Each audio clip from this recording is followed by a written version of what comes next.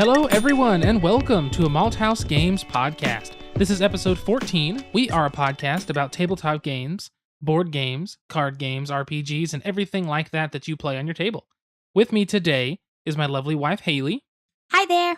I don't sound like a sexy frog today. Thank goodness not. And then I am your all-the-time host, Delton. I guess, Haley, you're really an all-the-time host as well. You bet your sweet ass I am. Yeah, you're here every time. I always forget about that. I feel like you're the co-host, but you sometimes transfer in and out. I don't know why. What do you mean you forget about it? I've literally been here for every episode.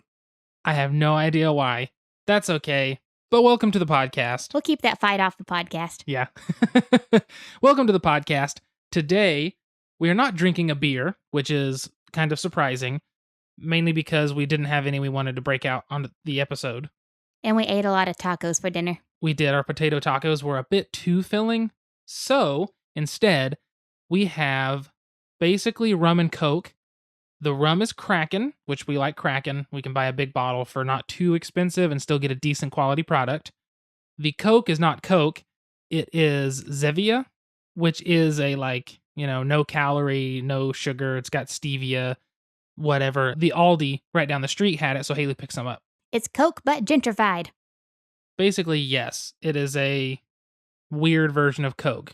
So it works. That's in there. And then we have discovered the secret to the best rum and Coke possibly ever. Just a splash of pineapple juice. Something about it, it's stinking amazing. You have to try it if you are a rum and Coke fan. You're welcome. Not even a ton either, just a little bit. Just a little splash. I mean, we've been using that same can for 3 days. Probably. It's really bad we've been drinking rums and Cokes for 3 days. I was about to say, you just told everyone we've been drinking rums and Cokes. Rums and Cokes, rum and Cokes, rum and Cokes. For days in a row. It's okay. We're drinking together, so that makes it fine, right? I think so. It's considered social drinking? I mean, 3's a party and there's only 2, so I don't know. 3's a crowd. 3's a crowd. 2's a party. I don't think it works that way. Drink to our party. We will try and drink to the party. Oh, God, don't spill it. Delton made ours very stout this evening. Oh, my God. Well, Haley decided to use smaller glasses than normal, and I'm used to using bigger glasses and filling up more with Coke, but she decided for smaller ones, so I went with it. And then when I made the second round, I decided to stick with the same size glasses, and so it's a problem. See, I just insinuated we drank 3 nights in a row. You just insinuated we drank multiple tonight. I didn't insinuate. This is our second one tonight. we had one with dinner and one with the podcast because we can't not drink on the podcast. You did once, but you were sickly. Or no, you had drank that weekend. I was hungover. Yeah, so we had to, that was all right to leave alone. Today's a good day. It is a Wednesday. We're a little behind on our normal recording schedule, but all the podcasts are coming out on time, no problem. It's just a Wednesday. We're tired. It's a little warm in the computer room. The AC is not on. It's getting hot in Oklahoma already. It's just one of those days. We just want to go to bed at 8 o'clock, and I think that's going to be on the agenda tonight. Wild and crazy Wednesday at the Twyman Brack House. The Twyman Brack House? The Brack House? You're a Brack house. I hate you so much. Oh, okay, well, whatever. Some cool news, though. We will be attending Gen Con. I know we've said this before that we're going to go this year. We do have our badges, which I think I announced that in January, probably. Yeah, boy. But Haley, and I know I've talked about this, is going to do a seminar on psychology of gaming, especially focused on rage quitting and getting angry during games, as well as some other topics. The best part is that was a room for 100 people, and it sold out within the first 24 hours, which is crazy. It's free tickets, but the fact that 100 people were like, oh, this sounds cool, just feels really awesome. And Haley's going to do the presentation. I will record audio and video for those of you who aren't going to Gen Con, and those of you especially who did not get tickets. But we're super stoked. That means I actually have to make the presentation now. You've got to do the research and the presentation. See, I went to a couple of these last year, so it was 2 psychology-related board game seminars. Psychology is in air quotes there? Yeah, but I went to 2 of them. One had a room with 15 people. The other one had a room with maybe 20 or so. So I was like, oh, this will be fun. It'll be a neat little thing to do on the trip. Spread the word of psychology of our Lord and Savior, Aaron Beck, CBT. Woo. But I didn't expect all 100 seats to sell out. So this is going to be awesome. I think the difference is the two we went to at Gen Con, and not to discredit one of those two groups, the thing we went to at Gen Con, the first one was two guys essentially talking about their experiences overcoming alcoholism and their therapy experiences. So that was actually really enjoyable. They did a great job talking about it. And I feel like if somebody in the audience was struggling, that really could have helped them. Yeah, and they related a lot of their experiences to their experiences in board games. So it gave me a lot of ideas to kind of make metaphors whenever I'm explaining therapeutic interventions or whatnot to people. Exactly. And so theirs was very good. The other one, on the other hand, was basically a lady. From what I understood, we left very early. Her child, I believe, has autism. And she was just talking about her experience with that. And she was talking to people and giving them advice on how to handle or be able to work in a group with someone that either has autism or is on the spectrum basically at any point. The issue with this was it was framed as if it was going to be a psychologist or somebody that was qualified talking about actual psychological facts of it and talking about different things and something more interesting. And it's not that this may not have been interesting for people and helpful. It just was presented differently than we wanted it to be. And it just felt unprofessional, I think, is my problem with it. It was just one lady talking about experiences, and that was the entire thing. But the thing is, she talked for 5 minutes and then asked for questions. And so it wasn't what we were looking for. And that left a bad taste in our mouth, which is why we left very early. Well, and not that a mother of an autistic child doesn't have life experiences that can be useful, Of course not. that you can't learn from that. It was just, like Dalton said, it wasn't the academic educational seminar we were looking for. It was more of a discussion seminar. And so what I wanted to do is take a concept, psychology, and one of my favorite things to do is teach. I love, love, love teaching. I've taught at trainings. I've held my own trainings. I have lectured at research symposiums. It's one of my favorite things to do. I just like to talk at people. And I'm really good at talking at people. I'm doing it right now. Very good. But I wanted to disseminate the information that I find enjoyable in a way that I think others would find enjoyable and learn something. And so, like Dalton said, we really enjoyed that first seminar last year. And the second one, I did provide some useful information, but it wasn't what we wanted. So basically, I just designed, or I am designing. I kind of have to actually make the slides now that people signed up. Really didn't think that was going to happen, honestly. But I want to present something that I would want to attend. And it seemed to have caught a lot of people's attention. I mean, plus I have a master's in psychology. And so I think I have a little bit of clout. I think I know what I'm talking about, at least sometimes. Well, the difference between those two and yours is you have qualifications. And given this is, yes, qualifications from an academic standpoint, but if I'm going to go watch someone talk about psychology, I want academics involved. I want people that know what they're talking about from a researched, scientifically based, like, I've been to school for this shit. I know what I'm doing. I teach trainings. I actually counsel people. I want that kind of a lecture. That might just be the academic inside of me. It could also be I paid Dalton to say that. She has not. I will let you know. All she did was make dinner tonight. So, nothing new. Paid you with food. She paid me with food. But anyway, we're super excited to get off this weird talking about other people's sucking and yours going to be awesome. It's going to be awesome. We're super stoked about it. I will record audio 100%, and I will most likely record video as well. So we can get that up and you can see the slides and her present it in front of, hopefully, the full 100 people. Hopefully everybody shows up. I'm just amazed, and I want to say thank you all. If anyone who is listening who signed up for it, thank you so much for supporting me. I mean, this was amazing to wake up Monday morning to my show being sold out before even 24 hours had hit. So I'm really grateful for this opportunity. No matter if one person shows up or all 100, I'm really grateful, and thank you so much for giving me your time. My only regret is we didn't charge money. Well, you can't charge money for the seminars. I'm kidding, obviously. That's okay. What we will do, we're going to try, so don't hold me to this, and I'll announce later if we actually get to. I'm going to try to have some t-shirts with a Malthaus Games logo or something with us during the convention. So at any time at Gen Con, if you spot us and you said, hey, that's Dalton and Haley from the Malthaus Games podcast, please come say hi. We want to say hi. We want to talk to you. And if we get t-shirts, that's a big if, just because we either need to sit down and work on a design. We've been talking with Brian about potentially getting something started. That way we can do that. It's a process. We all have lives to live, and so it's kind of hard. I mean, we both work basically 40-hour work weeks, and Brian works a 40-hour work week as a graphic designer. So we have things to do. We're busy, but hopefully we can get some kind of design. At worst, it will be just the logo on the t-shirt in some manner of color. I'll have to figure that part out, but we do want to have some t-shirts on us. And what I'm going to throw out there is if you find us and you come say hi and you say, hey, I'm a fan of the podcast, blah, blah, blah, we're just going to give you a shirt. I won't have many. I might have like maybe one of each size. Maybe. We're going to see.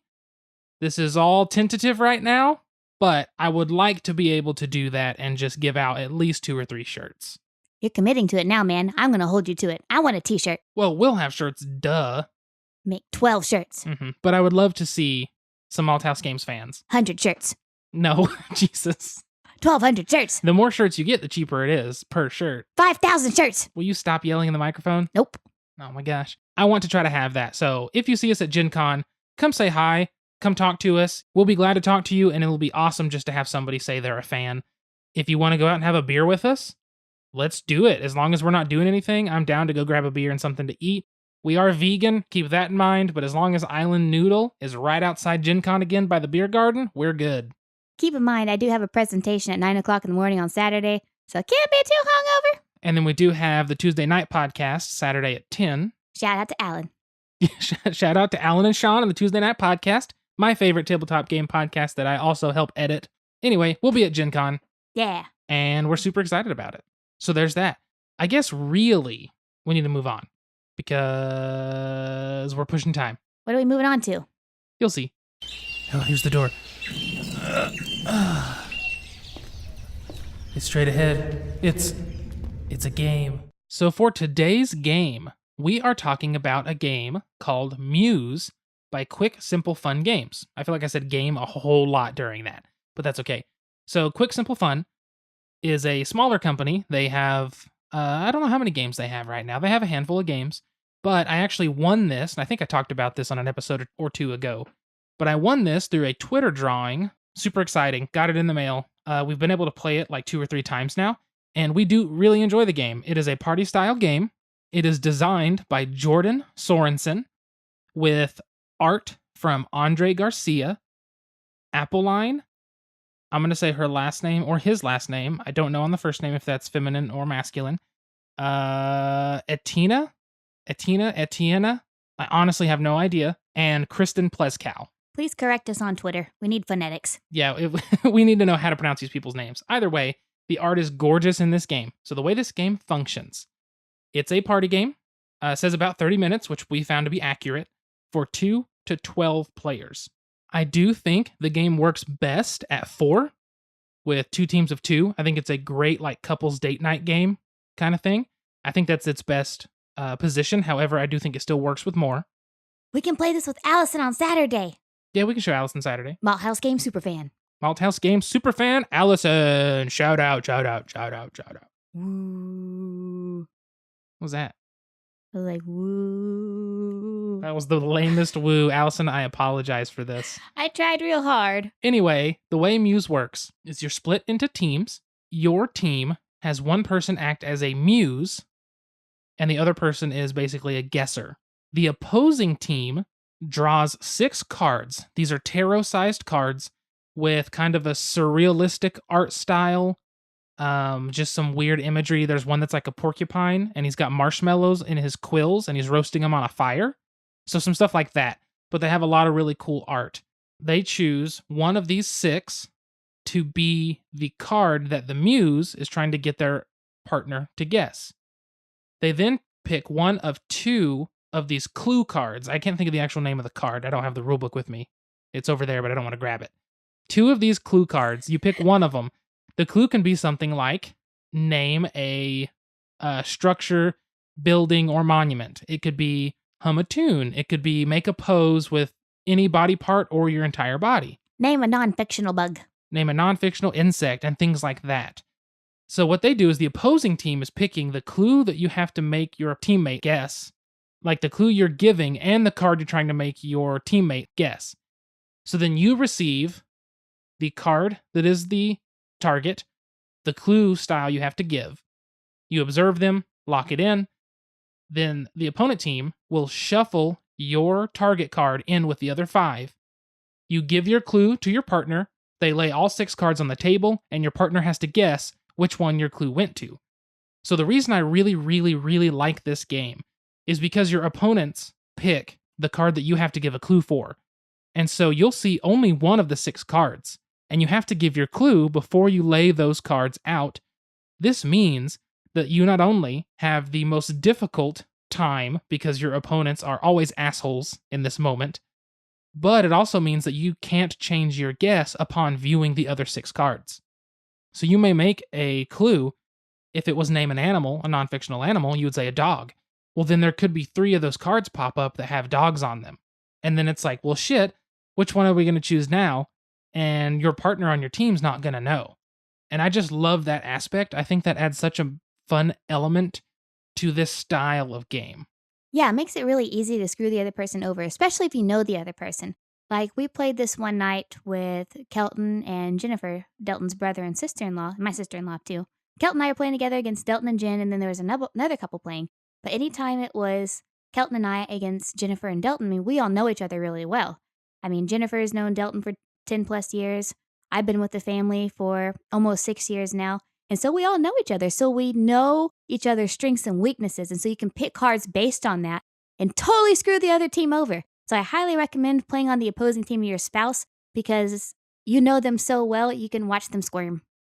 Haley knows exactly how to pick a clue and stuff that is impossible for me to either come up with or pick the correct answer to. So that proves to be a little brutal, but very good. Now you do the same to me. Don't put this on me because you do the exact same thing. What? Pick the clues that are hardest. You know me too well too. What? It is fun. It's fun to try to say, okay, this person is, very detail oriented. Let's pick one that has a ton of detail to go after, or one that has no detail whatsoever. If they have one that's hum a tune and another one that's strike a pose, if you know this person's music taste is completely opposite from their teammate, you just pick hum a tune and it's going to make it hilarious. Which Brian and Jessica, though, nailed it when Brian hummed the Gilligan's Island theme, and Jessica got it, and it was just like, how in the world does this happen? It was very good. Like, it surprises you too, and you have to think creative. I think what I like about this game so much is that you have to think quickly and you have to think creatively. Like, how are you going to describe this card by using a facial feature? You'd be surprised what you can try. I mean, it sounds difficult hearing it, but once you pair the one card that you have with the one clue you're supposed to give, your brain works quicker than you think. It really does. One thing I forgot in the description of this game that is another reason I love it is if your team picks a clue, gives it to your opponent. They do the whole thing where the opponent gives a clue and then their teammate, let's say, misses it. Your team, who gave them the clue and target card, who picked out the stuff, will win the point if their team does not get it correct. So that's something we missed the first time, and I almost missed it again here in the descriptor. So if Haley is on a team with Brian, and they give me and Allison a clue, I'm just throwing names in here now, and me and Allison miss it, their team would then receive that. Not just throwing in names of the Malthaus Games super fans. Oh my God, Allison's going to be so happy. Of course, she's been on the podcast, so I don't think this beats that, but still. I really like that aspect, that if you pick a hard enough clue and target card combination, your opponents have a hard time, but if they don't get it, you picked a hard enough one, then they have to give that point to you. And it's the first to get to 5 points that wins. Yeah, the first time we played it with just more than Delton and I, when we played it with Kelton, Jen, and the other couple, we didn't have that rule, and we felt like the game was kind of drug on a bit, which I think a lot of that came into play with having 3 teams.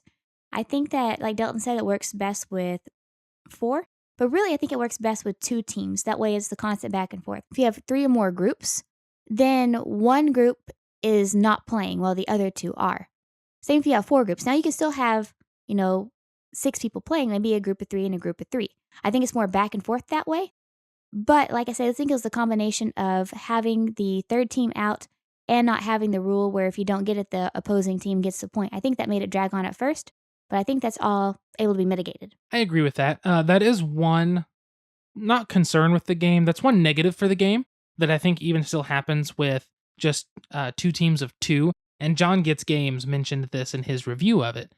But it was that at any one time in the game, one of the teams is doing nothing. You're either waiting on your opponent to pick your stuff, then when they hand it to you and you give your clue, your opponent is then waiting on you to give the clue and for your teammate to pick. So the whole time, there's always somebody waiting, but as long as you're playing decently quickly and keeping that in mind, it's not a problem. I think that's why this game really shines with 2 people. With 2 people, it makes it a cooperative game. Basically, Delton and I are working together. He's trying to get me to guess his stuff. I'm trying to get him to guess my stuff, so on and so forth. But there's no lag time. And I really found it enjoyable as 2-player. I liked it as 4-player, but honestly, I think my favorite is playing it 2-player. The 2-player is neat, so there's a little card inside that's a 2 and 3-player variant. And the difference is you work cooperatively. One of you, whoever is going to play the Muse, so the clue giver, draws the top card of the deck. That is their target card. They draw 2 and pick one of the clue cards to use, and then they will figure their clue out, give the clue, draw 5 more of the artistic cards, like the target card, shuffle them up, lay them out, and hope your teammate gets it. So it works kind of the same way. It's very simple, but it is fun with 2 people. It's a lot quicker that way, too. You can go back and forth, and it plays very fast. But I'm glad they had that variant because we wouldn't have really been able to play this very easily without it because we mainly play 2 people or 3 people. And so it's nice to have something like this included. 'Cause you're my friend. They also sent a promo card. I posted about this. I actually put an unboxing of Muse up on YouTube. So go to YouTube, look up Malthaus Games, and we have a Muse unboxing, and I go through some of the cards and talk about it for a minute. But they sent a promo that I almost missed in that unboxing. I had to throw in an extra clip of video, which was funny. It's a really cool card. It's basically a factory producing the game of Muse, which I thought was really neat. So I just want to say again, or maybe the first time for this podcast, thank you to Quick Simple Fun Games for the chance to win that. And it's been really fun. Yeah, y'all should pick it up right now. Yeah, it's really cheap. It's like, I think it's like $15 online, $20 in store. It's not very expensive. And if you do double dates a lot, or at most, I say 6 people, probably be as high as I'd really want to take this, 2 teams of 3, it'd be a perfect game for just sitting back, having a couple drinks, and looking at some awesome art, while also giving funny clues and stuff. Support your friendly local game store. If you can, please do. Muse is a very, very good game. We recommend picking it up. It's pretty fun. We really enjoy it, especially if you can have a few drinks and have another couple over and just have a good time. I mean, it's really neat. The best part about the game, though, by far, I think, is just the artwork in general. Hey, what can I get you? I'd like a topic. Any special way? Make it a top shelf topic. Coming up. Enjoy. So for today's topic, we wanted to talk about artwork in board games, more specifically, how it is or why it is that artwork like they have in Muse, which is large cards, kind of surrealistic at times, fanciful, lots of elements involved, why this kind of artwork makes such good games. Because there are other games like Dixit that has similar style art, and then even Mysterium has the same kind of thing. Now, these are different styles altogether, I guess, but it's very similar in that it is an art interpretation sort of thing, and some of it is kind of a surrealistic style. For anyone who doesn't know what surrealism is, look up Salvador Dali. You'll most likely notice The Persistence of Time, probably his most famous piece. I personally like swans reflecting elephants. That's my piece of his. There's also an artist named Vladimir Kush, who's got a beautiful one that's a boat and the sails are butterflies. LOL Kush 420. I hate you. Or there's a piano and it's opened up and it's a butterfly, or like the one where it's a tree and it's a book. It's very good. Surrealist art is awesome. I think it's very cool. There's usually multiple elements of something. There's some hidden stuff. The deeper you look at the photo and the more time you take, the more things you catch. And so I always like that sort of artwork in games. But Haley, why do you think it is that this style of really neat art, strange like juxtapositions in the artwork, sometimes surrealistic elements. Why do you think this sort of stuff works so well in games? I think it's because the human brain is programmed to find meaning in things. Just think about it. Cultures across civilizations, across centuries, have found meaning in objects, have found meaning in geographical elements, in astrology. Our brains are programmed to find meaning in things because we want to find a pattern, because we want to be able to predict things. It keeps us out of danger. And so, having to interpret pieces of art, find meaning in them, is what our brain's programmed to do. And so, we seek that out. I could see that for sure, and we always do try to interpret things in different ways. I think part of it for me is how subjective art is. Art is subjectively good or bad. It depends on the person. It could be amazing to someone and just absolute garbage to somebody else. And so I love that element too, where somebody can take meaning from something that somebody else may miss, or somebody may come up with a meaning deeper than anybody else around the table has thought about. And it could sometimes be a moment of thought. And I think that kind of stuff is cool with art like this. If you look at something, you start to notice more and more small elements of it. And the more you notice in these photos, these drawings and paintings, the more you start to feel connected, I guess, to the photo. Not so much connected. You start noticing these things and feel the photo complete itself in a way. At first glance, you just notice this pretty landscape. But then you start picking stuff out, and it's like it can tell a story. But that story morphs to who is observing it. And so I really like that about this style of artwork. Like the crab with the cigarette and the fedora with Cthulhu behind him. Yes, exactly. I don't know what the story is there, except it's probably Lovecraftian in general. How Lovecrafty of them. But I think these kind of games work so well because, like you said, we look for patterns in things. We look for these types of things in art. And I think since they are so subjective, that helps a lot. You can look at any photo and add a meaning to it. And that's what makes it fun. And games like Dixit and Mysterium play off of this in the same way. It's how can you take something and connect it based off your interpretation of a clue and connect it to something else that could also be interpreted. Like, it's just a whirlwind of interpretation. And I think that's what makes it so much fun for me. Same here. Stimulating intellectually. And it's pretty. It is very pretty. I also like that these are well drawn, illustrated. Well illustrated, no matter what medium they use, I suppose. They are all well illustrated. And it's just neat. I don't know, it makes for something different. It adds more than just a number or a sentence or a logo, a little bit of like symbolism. It's neat to just have an entire painted small piece of artwork that is what the game's based around. And there's a lot of them. I don't know, it's very entertaining. It's kind of a weird thing to talk about, I feel like. It's something that a lot of people go to. Anytime you play Mysterium, the first thing people notice are the cards. Ooh, this is really cool. Ooh, that's really pretty. Ooh, this one's really creepy. And they start picking out the small elements in this card and they notice this and that. And I just love the interaction around those cards of art. I think what I like about it is that just about every time you look at a card, you find something new. So it really keeps the game refreshing.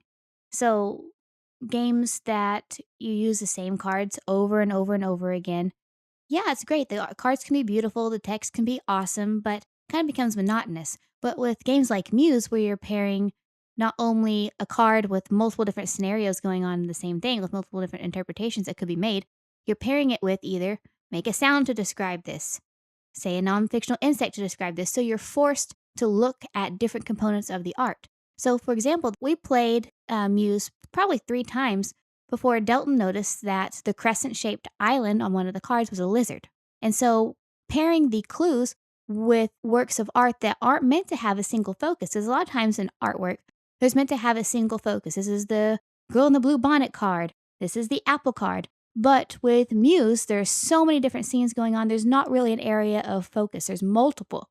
And so the different clues that get paired with those cards makes you look to the little hidden scenes that might be within them that you missed the first couple times you played. And so I really think that keeps the game fresh. Exactly. That's kind of like for the clue that I gave you that luckily you got. I don't know how you got it, but I had to name a non-fictional vegetable and I said a horseradish because that is a breed of radish, which is a root vegetable, whatever. One of the cards that Haley chose, I don't know how she got to it, is somebody holding a book and the book is shining a light on her face. But if you look closely in her hair, there's a horse standing next to like a dragon. And so I saw that horse in her hair, and I was like, I don't know about a vegetable for this, but I could do a horseradish and be okay. You know how I got it? How? Because horseradish is a root vegetable, and I was thinking the roots of a hair. And that's why we love these kinds of games. It's just neat that you can take this artwork and everyone interprets it differently, and even with a clue, they have to look at all kinds of stuff. And I just think it's so neat. And I always recommend these games, Muse, Dixit, Mysterium. I wish I had more games that use this, I guess, art interpretation mechanic. That's what I always like to call it. I wish I knew more games that used it.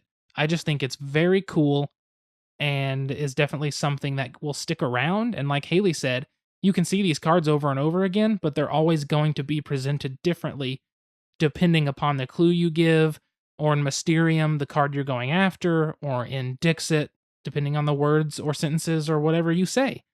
So it's really neat that these can be used for so many different things. And that really mirrors art in the real world, because so much art out there can honestly be interpreted in many different ways. And now, join us for a Malthaus Games podcast special, Pint-Sized Question.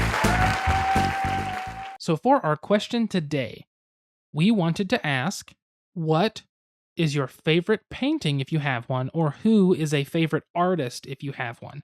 And this can be literally anything across all of time.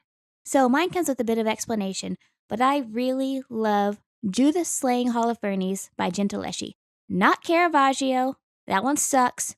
Gentileschi. I'll tell you why. So in undergrad, I took an art history course with a woman named Dr. Schwartz. Dr. Schwartz was everything that I hope to grow up to be whenever I'm like 55 years old. Like short hair, bright red lipstick, always wore bright yellow, very eccentric, except she was an artist and I want to be a therapist. Anyway, I want to grow up to be her, but she explained the differences between Gentileschi's Judith Slaying Holofernes and Caravaggio's, and why she liked Gentileschi's. So if you look at Gentileschi, Gentileschi was raped as a young woman. And in this artwork, so the history behind Judith Slaying Holofernes, basically Holofernes was an abusive jerkface, and Judith was a divorcee and basically seduced him. He drank until he passed out. She got her favorite handmaiden to kill him. And in Gentileschi's piece, it is a strong woman holding him down, blood's going everywhere. It's her young handmaiden who looks like her biffle holding him down, and it's how it's depicted is Judith Slaying Holofernes, but Gentileschi paints herself as Judith and her rapist as Holofernes. So in the piece, which has become a symbol of feminism, a symbol of women taking back power that has been stolen from them from men, she is actually stabbing her rapist, which was like the only culturally acceptable way to get back at somebody back in like the 1600s, if you're a woman. And so it's become like this power piece versus Caravaggio's, which has this dainty little girl in a white top who is like cutting Holofernes' neck like she's slicing a piece of cake. And there's this old woman holding a cloth behind her, like gently watching. No, you're not going to take your grandma whenever you go stab your rapist. You're going to take your best girlfriend, you're going to hold him down, and she's going to help you hide the body, because that's what girls do. They support each other. Gentileschi's is definitely the superior piece in terms of all of that. I always love Caravaggio, though. His control of light and shadow is just phenomenal. But that's also, I just like him. But I do agree that that version is much better. Look it up. I can't spell Gentileschi, but look it up. Gentileschi, it's Italian, so spell it in a way you could think is Italian. It's like Gentillische, maybe? I don't know. Something like that. Anyway, look it up. That's a really good one. I think that's a good choice. It's definitely one of those pieces that has a lot of symbolism and power behind it. Thanks. In terms of my favorite artist or painting, I have a favorite sculptor and sculpt, but I don't know. The painting is a really tough one. I always have the hardest time with this. I do really love Raphael's School of Athens. The reason I love it is because he literally took this blank wall and filled it with the greatest thinkers of his own culture, I guess I should say. So it's got Socrates and Pythagoras and Aristotle and Plato and And I think he even has Michelangelo, he draws in it as the poor looking guy on the steps that's like homeless looking, which is kind of funny. But it's all the mathematicians and the philosophers and all these people that really set a lot of the groundwork for our modern day, just everything. It's a very powerful piece in that. I don't even know who everybody is. There's like 18 or 19 people in that photo, something like that. And there's just a lot of people, and it's very difficult to know them all without just memorizing it to me. But I really love that piece because it's all these people that their whole idea was changing the system, changing the game, thinking in a different way than somebody else thought. And that's kind of how I view that photo.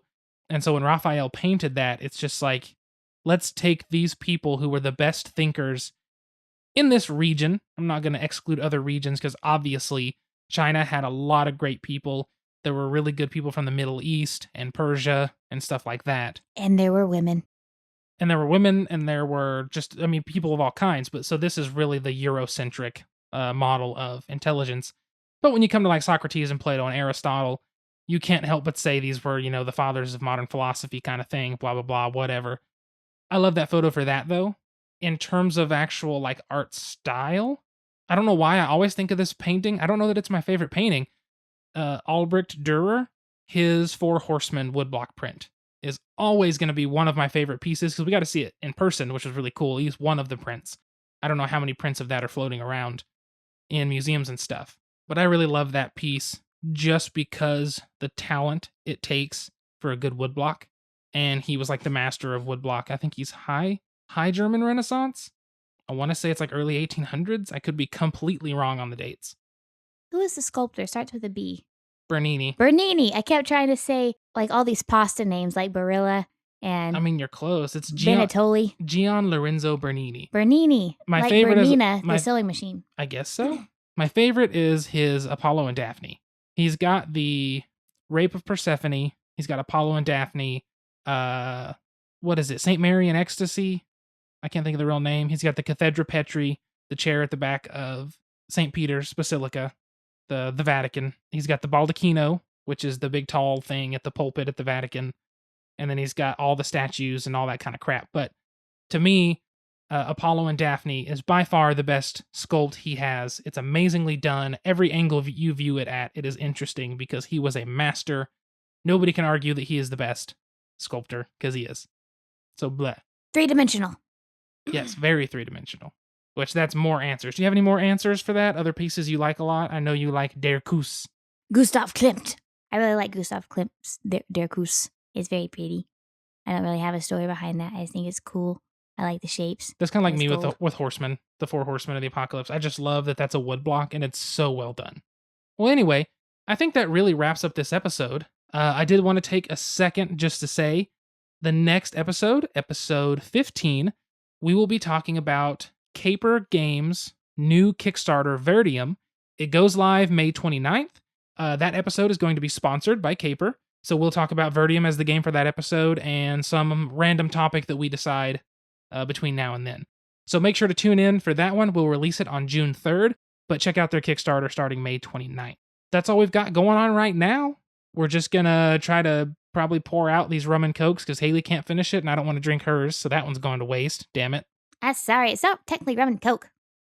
Rum and Zevia with a splash of pineapple juice. It's fine. It'll be okay.